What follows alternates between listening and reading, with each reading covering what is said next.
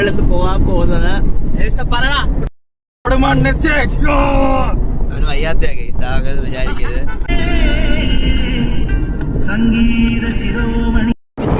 ഈ കാണുന്നത് ഇവിടുത്തെ മെയിൻ ഒരാളാണ്. ഇവര് ഭയങ്കര ചങ്കൊക്കെയാണ് സുഹൃത്തുക്കളെ. ഇവിടുത്തെ കുറിച്ച് നമുക്കൊന്ന് ചോദിച്ച് മനസ്സിലാക്കാം.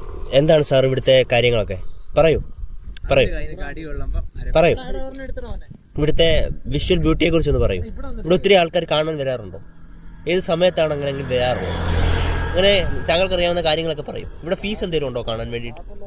ഇല്ല. എന്തെങ്കിലും ഹലോ താങ്കൾ അവഗണിക്കാതിരിക്കും. ഇവിടെ വേറെ പരിപാടികളുണ്ട്.